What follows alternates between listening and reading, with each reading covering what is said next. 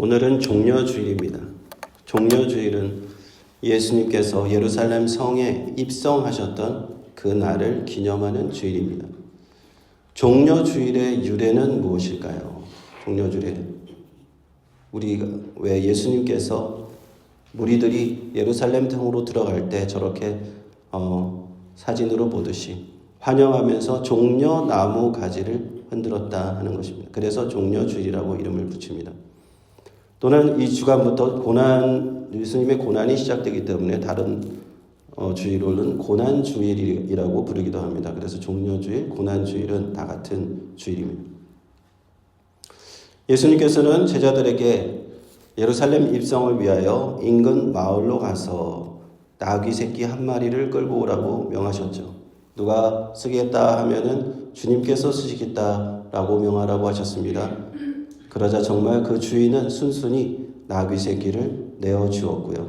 예수님은 그 나귀 새끼를 타시고 예루살렘 성으로 들어가셨습니다. 백성들은 외쳤습니다. 호산나 찬송하리로다 주의 이름으로 오시는 이여 찬송하리로다 오는 우리 조상 다윗의 나라여 가장 높은 곳에서 호산나 하고 외쳤습니다. 개선장군이나 왕이 입성하는 것과는 비교할 수 없겠지만 예수님은 많은 사람들의 환영을 받았습니다. 화려한 말과 마차를 탄 것이 아니고 화려한 백마를 타고 군대를 동원해서 가신 것 아니고요. 이렇게 어린 나귀 새끼를 타셨다 하는 겁니다. 이것은 성경 말씀의 스가랴 9장 9절 말씀 시온아 따라 크게 기뻐할지어다 예루살렘에 따라 즐거이 부를지어다 보라 내 왕이 내게 임하시나니 그는 공의로우시며 구원을 베푸시며 겸손하여서 나귀를 타시나니 나귀의 작은 것 곧 나귀 새끼니라 하는 구약 성경 말씀 스가랴 9장 9절 말씀을 그대로 이루시도록 그렇게 하신 것입니다. 이제 예루살렘에 입성하신 예수님에게는 어떠한 일들이 일어나게 됩니까? 예수님이 들어오셨기 때문에 성대한 환영 파티가 열렸을까요? 아니죠. 예수님을 이제 유대인의 왕으로 즉시 새로운 왕으로 예수님을 세웠을까요? 그것은 아닙니다. 이제부터 예수님께서는 고난의 시작이 예수님은 고난받는 일들이 시작되셨습니다. 그때 유대교 지도자들은요 예수님에게 다가와서 계속적으로 예수님에게 싸움을 걸기 시작합니다. 많은 백성들이 환영하는 것을 보았기 때문에 예수님에게 물어봅니다. 무슨 권세로 이런 일을 하느냐 하고 따져 묻기 시작합니다. 왜냐하면 그 유대교 지도자들은 예수님을 다윗의 자손으로 받아들이기를 거부한 사람들이기 때문에 백성들은 외쳤죠. 호산나 다윗의 자손이요. 풀어서 얘기하면 구원하소서 호산나 구원하소서라는 뜻이고 다윗의 자손은 바로 메시아 그리스도를 의미하는 겁니다. 구약 성경을 누구보다도 잘 알고 있었던 그들은 모세의 율법을 가르치는 그 권위를 갖고 있던 그 지도자들은 예수님이 메시아 그리스도라는 것을 거부했다는 것입니다. 그리고 계속적으로 예수님에게 여러 가지 함정을 팔려고 질문 세례를 퍼붓습니다. 그러나 결국에는 예수님에게서 아무런 잘못도 찾아내지 못하였고 그 유대교 지도자들은 예수님을 죽일 음모를 꾸미고 자신들에게는 사형을 처하게 하는 권한이 없기 때문에 결국에는 로마 총독 본디오 빌라도 앞에 예수님을 끌고 가서 십자가에 못 박히도록 내어주는 그런 일을 범합니다. 하나님께서는 본래 세계 민족 가운데서 여러 민족 가운데서 이스라엘 백성들을 택하셨습니다. 그들에게 모세 통해서 율법을 주셨고 그들을 장자의 나라로 삼으셨다라고 말씀합니다. 그러나 이스라엘 백성들은 배은망박하게도 하나님께서 보내신 그 아들 예수 그리스도를 받아들이기를 거부할 뿐만 아니라 도리어 십자가에 못 박히게 내어준 것입니다. 종려주일의 사건, 즉 예수님의 예루살렘 입성을 보면서 우리는 또 한 가지를 생각할 수 있습니다. 많은 사람들이 예수님을 어떠한 기대로 맞이하는가 하는 것이죠. 예수님을 맞이하는 대부분의 사람들은 어떠한 마음이었을까요? 예수님이 입성하셨을 때 그 오시는 모습은 개선장군의 모습도 아니고 왕의 모습도 아니었습니다. 그러나 그들은 예수님을 메시아라고 그리스도라고 부릅니다. 다윗의 자손이라고 부르면서 그들은 오실 메시아라고 바로 예수님께서 왕의 자손일 뿐만 아니라 다윗의 자손일 뿐만 아니라 오실 메시아 그리스도라고 그들은 외쳤습니다. 이것은 굉장히 중요한 의미가 있는데 구약 성경에 보면 하나님께서 메시아에게 대한 예언의 말씀을 곳곳에 주셨는데 사무엘하 7장 12절을 보면요. 하나님께서 다윗에게 이렇게 직접 말씀하셨습니다. 내 수완이 차서 내 조상들과 함께 잘 때에 내가 내 몸에서 날 자식을 내 뒤에 세워 그 나라를 경고케 하리라. 저는 내 이름을 위하여 집을 건축할 것이요 나는 그 나라 위를 영원히 경고케 하리라 하셨습니다. 또 선지자 예레미야의 말씀 보면은요. 23장 5절에 보면 나 여호와가 말하노라 보라 때가 이르리니 내가 다윗에게 한 의로운 가지를 일으킬 것이라 그가 왕이 되어 지혜롭게 행사하며 세상에 공평과 정의를 행할 것이며 라고 되어 있습니다. 구약 성경에 보니까 이렇게 메시아가 오실 것인데 메시아는 다윗의 자손으로 통해서 오신다 하는 것을 모든 유대인들은 다 알고 있었어요. 어렸을 때부터 성경을 배웠기 때문에 이들은 이 성경 말씀을 너무나 잘 알고 있었어요. 그래서 다윗의 자손이라고 말하는 것은 바로 메시아를 뜻하는 거예요. 메시아는 히브리어죠. 히브리어 메시아고 헬라어로 번역을 하면 그리스도입니다. 그래서 메시아가 그리스도와 같은 말이죠. 예수님께서 예루살렘에 어린 나귀를 타고 입성하실 때 백성들이 큰 소리로 외쳤던 그 말씀 호산나 다윗의 자손이요. 이 말은 엄청난 의미가 있는 것이었습니다. 유대인들이 수백 년 동안 기다리던 그 메시아가 드디어 오셨다 하는 것입니다. 그리고 지금 이스라엘에서 가장 핵심적인 곳 하나님의 성전이 있는 그 예루살렘으로 들어가고 계신다 하는 것입니다. 그러나 보편적으로 당시에 그 사람들이 갖고 있는 메시아에 대한 어떤 상이 있었어요. 메시아가 오시면 이렇게 될 것이다 하는 백성들의 어떤 기대가 있었습니다. 그것은 무엇일까요? 그 기대는요, 당시 이스라엘 국가의 그런 형편과 관련이 있어요. 당시 이스라엘은 어떤 형편이었는가? 오랫동안 강대국 로마 제국의 압제하에서 속국의 처지에 살았습니다. 마치 우리나라가 그 일본 강점기에서 일본의 속국으로 살았던 것과 똑같아요. 주권을 빼앗기고 로마 제국의 압제하에서 그 나라는 4등분이 됩니다. 4등분이 돼서 각각 4개의 지역을 다스리는 그 왕과 총독이 있었어요. 갈릴리를 비롯한 예수님께서 사역을 시작한 갈릴리를 비롯한 지역은 헤롯 왕이 다스렸고요. 유대 지역은 예루살렘이 있는 유대 지역은 본디오 빌라도 총독이 다스리고 있었습니다. 다른 2개의 지역도 다른 왕들이 로마에서 보낸 다른 왕들이 다스리고 있는 그런 상황이었어요. 유대인들은 이 예수님이 당시에 오셨을 때 이러한 메시아를 보면서 그들의 기대는 이것이 있었다 하는 겁니다. 우리가 기다리는 메시아는 바로 우리나라를, 이스라엘 나라를 완전히 구원하실 그 메시아라고 그들은 생각했다 하는 겁니다. 로마 제국이 날마다 우리를 괴롭힙니다. 우리에게 무거운 세금을 걷어가고 있습니다. 그래서 당시에 가장 죄인으로 싫어했던 넘버1이 뭐였습니까? 누구였습니까? 세리였죠, 세리. 왜 세리를 미워했겠어요? 그 로마 제국의 압제하에서 같은 유대인임에도 불구하고 무거운 세금을 매기고 그걸 걷어가지고 로마에다 갖다 바치니까 세리와 죄인이라고 할 때 그 세리가 항상 앞에 붙는 거예요.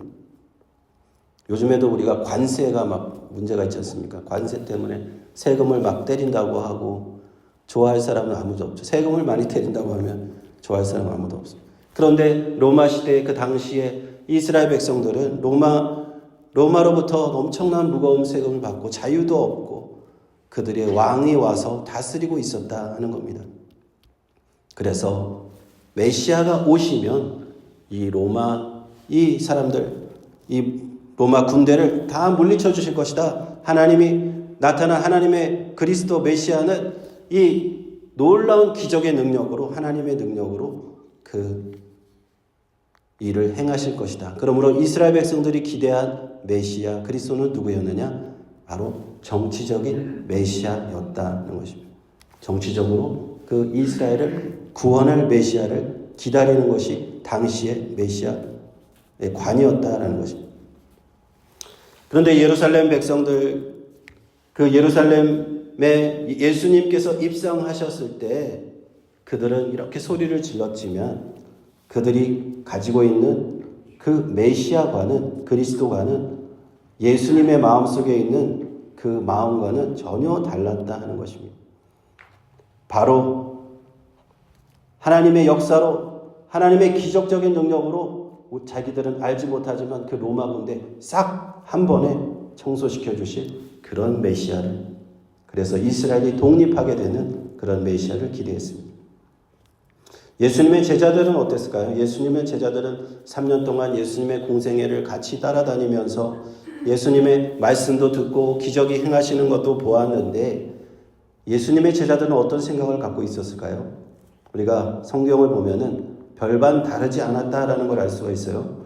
마가복음 9장 33절에 보면 가버나움에 이르러 집에 계실 때에 제자들에게 물으시되 너희가 노중에서 서로 토론하는 것이 무엇이냐 하시되 저희가 잠잠하니 이는 노중에서 서로 누가 크냐 하고 쟁론하였다라는 겁니다. 예수님의 제자들은 이제 예수님이 이스라엘의 왕이 되시면 누가 더 큰 신하가 될 것인가 라고 그렇게 쟁론하고 논쟁하고 있었습니다. 마가복음 10장에 가면 또 35절에 이런 말씀이 나옵니다. 세베대의 아들 야고보와 요한이 주께 나와 여짜오되 선생님이여 무엇이든지 우리의 구하는 바를 우리에게 하여 주시기를 원하옵나이다. 이르시되 너에게 무엇을 하여 주기를 원하느냐? 여짜오되 우리 주의 영광 중에서 우리를 하나는 주의 우편에 하나는 좌편에 앉게 하여 주옵소서. 이들도 똑같이 예수님을 바라볼 때 예수님이 이제 장차 왕이 되실 텐데 우리가 그곳에 주님과 함께 바로 좌우편에서 권세를 같이 누리게 해달라. 바로 예수님에 대해서 정치적인 메시아의 모습을 제자들 또한 크게 벗어나지 못했다라는 것을 복음서는 보여줍니다. 주님께서는요, 심지어 제자들한테 3번이나 미리 알려주셨어요. 예루살렘 입성하시기 전에 3번이나 내가 미리 십자가의 고난을 받아야 되고 죽은 후에 사흘 만에 다시 살아날 것이다 라는 것을 3번이나 알려주셨음에도 불구하고 제자들은 그 말씀을 여전히 깨닫지 못했다 하는 것입니다. 그래서 이러한 우리가 배경적인 지식을 알고 나면요, 그리고 복음서를 살펴보게 되면은 우리는 바로 우리가 몰랐던 사실 한 가지를 깨닫게 되는 것인데 그 복음서에 여러 번 등장하는 겁니다. 다시 소위 말해서 이제 메시아 비밀이라고 하는 그런 용어인데요. 메시아닉 시크릿이라고 하는 용어입니다. 1901년에 윌리엄 베르데라고 하는 신학자가 이 용어를 처음 사용해서 이제 어떤 신학적인 논쟁을 촉발한 용어인데 이 신학자는 마가복음을 연구하다가 계속 깊이 연구하다 보니까 이 마가복음에 나오는 이 독특한 내용들이 계속 반복되는 것을 발견했어요. 그것은 예수님이 메시아임을 알리지 말라, 예수께서 그리스도이심을 알리지 말라 하는 내용들이 계속 등장하더라는 겁니다. 갈릴리에서 처음 공생의 사역을 시작한 예수님께서 그 하나님의 아들로서 천국 복음을 전파하시고 병든 자들을 고치시고 귀신을 쫓아내시고 온갖 하나님의 그 기적을 행하실 때 수많은 사람들이 예수님 곁에 이렇게 모이게 되잖아요. 그런데 예수님께서는 왠지 그러한 하나님의 사역을 시작하실 때 자신을 드러내지 말라고 여러 번 말씀하셨다는 거예요. 마가복음 1장 44절을 보면은 나병 환자를 깨끗하게 고치신 후에 말씀하십니다. 삼가 아무에게도 아무 말도 하지 말고 내 몸을 제사장에게 보이라 말씀하십니다. 아무에게도 아무 말도 하지 마라. 예수님이 고쳤다는 것 알리지 마라. 그렇게 신신당부하셨다는 거예요. 예수님께서 자신을 드러내시기 위하면 하나님의 역사를 하시려면 더 알려야 될 텐데 알리지 말라고 하십니다. 또 마가복음 3장에 보면요. 더러운 귀신을 쫓아내시는 그때에 더러운 귀신들이 어느 때든지 예수를 보면 그 앞에 엎드려 부르짖어 가로되 당신은 하나님의 아들이시다. 더러운 귀신들이 예수님이 하나님의 아들이는 것을 소리 질러서 막 얘기하는데 그때 예수님께서 뭐라고 하시냐? 잠잠해라 라고 하면서 자신을 나타내지 말라고 경고를 하십니다. 그리고 금지시킵니다. 또 마가복음 8장에 가면요. 예수님은 제자들과 함께 가이사랴 빌립보 마을에서 대화를 하는데 그 대화의 주제는 그것입니다. 사람들이 나를 누구라고 하느냐라고 물어보시니까 제자들이 대답합니다. 세례 요한이라고 하는 사람도 있고 엘리야라고 하는 사람도 있고 더러는 선지자 중에 한 명이라고 합니다. 그래서 주님께서 물어보시죠. 너희는 나를 누구라고 하느냐? 이 질문에 베드로는 주는 그리스도시요 살아계신 하나님의 아들이라고 대답하죠. 근데 그 베드로의 고백을 들으셨을 때 마가복음 8장 30절에 이 일을 아무에게도 말하지 말라고 하십니다. 그리고요, 변화산 사건에서도 또한 이런 일들이 일어납니다. 예수님께서 베드로와 야고보와 요한을 데리고 높은 산에 올라가시죠. 그리고 그 앞에서 변형이 되십니다. 그 옷이 광채가 나고 매우 희어졌다라고 성경 말합니다. 그때 엘리야와 모세가 나타나서 예수님과 말씀을 하고 구름 속에서 소리가 났는데 내 사랑하는 아들이니 너희는 그 말을 들으라 하는 하나님의 음성이 구름 속에서 났습니다. 그리고 그 변화산에서 내려왔을 때 예수님께서는 그 제자들에게 또 경고를 하십니다. 본 것을 아무에게도 이르지 말라. 자, 이렇게 참 이상한 주제죠. 예수님께서는 여러 번 복음서를 통해서 공생의 사역을 통해서 이렇게 자신을 나타내지 말라, 그리스도라는 것을 나타내지 말라고 말씀하십니다. 이게 총 7번 나옵니다. 제가 4번을 말씀드렸는데 치유의 기사에서 3번 더 등장을 합니다. 성경에서 7번은 완전수의 의미가 있습니다. 7번이나 같은 내용을 말씀하셨다. 분명히 중요한 뜻이 있는 거죠. 오늘 그 메시아 비밀의 내용이 어디서부터 밝혀지느냐? 바로 예루살렘 입성하는 종려 주일부터 그 메시아의 비밀은 밝혀지기 시작합니다. 이스라엘 백성들이 기다렸던 그 메시아의 모습, 하나님, 그러나 그들이 원했던 메시아의 모습은 정치적인 메시아의 모습이었습니다. 그러나 하나님께서 예수님을 보내신 그 뜻은, 하나님의 의도는 정치적으로 그들을 구원하려고 보내신 것이 아니었어요. 호산나 다윗의 자손이여 라고 외치면서 군중들이 예수님을 메시아로 맞아들였지만 로마 제국을 단숨에 뒤엎으시고 이제는 우리에게 독립을 주십시오. 우리에게 하나님 나라 새로 세워주십시오. 12 제자들조차도 예수님과 함께 새로 이스라엘 왕국이 새로워지면 우리도 그곳에서 한자리 하겠습니다. 라고 기대했던 그 메시아상이 하나님께서 원하시는 메시아가 아니었다는 것입니다. 다시 한번 우리 예루살렘 입성의 모습을 한번 봅시다. 어린 나귀를 타시고 사람들은 길에 옷을 펴고 종려나무 가지를 흔들며 이렇게 환영하는 인파 사이로 예수님은 다윗의 길을 타고 터덕터덕 예루살렘으로 들어가십니다. 이 모습 속에서 우리는 어떠한 메시아의 모습을 볼 수 있을까요? 무력을 써서 로마 군대를 한꺼번에 물리치는 그런 정치적인 메시아의 모습은 눈을 씻고 보아도 찾아볼 수 없습니다. 예수님께서는 그저 홀로 작은 나귀를 타고 예루살렘으로 들어가셨을 뿐입니다. 예수님께서 이렇게 들어가신 이유는 무엇인가? 예수님께서 오신 이유는 무엇인가? 마태복음 20장 28절은 그 이유를 정확하게 얘기해 줍니다. 인자가 온 것은 섬김을 받으려 함이 아니라 도리어 섬기려 하고 자기 목숨을 많은 사람의 대속물로 주려 함이니라. 정치적으로 내가 로마로부터 너희들을 구원하러 온 것 아니다 라고 하시는 겁니다. 이스라엘 왕이 되려고 오신 것이 아니라 하십니다. 도리어 인류의 죄를 대신하여 십자가에 죽으시려고 오셨다고 말씀하십니다. 그리고 주님께서 잡히시기 전날 밤에 제자들과 마지막 만찬을 하실 때 그 말씀을 조금 더 우리에게 자세히 들려주셨습니다.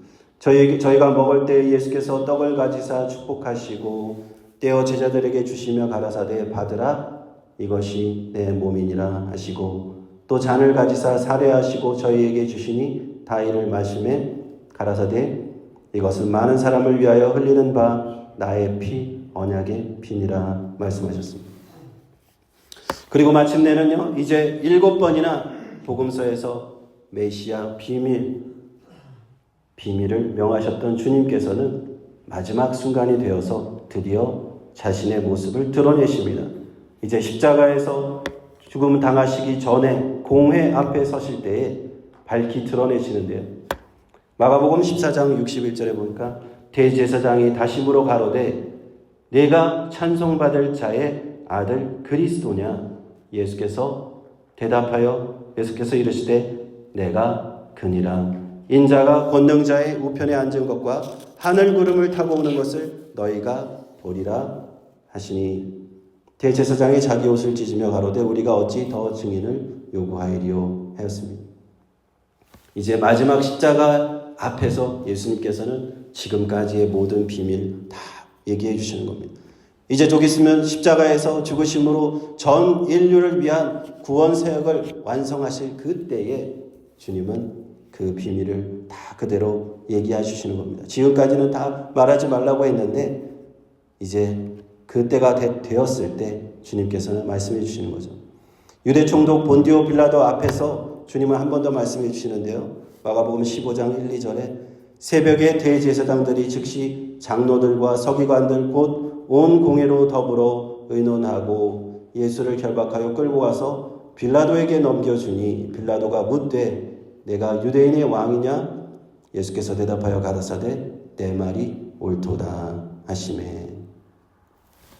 아무 죄 없으신 주님께서 우리 인류의 모든 죄를 지시고 십자가에 대신 죽으셨습니다.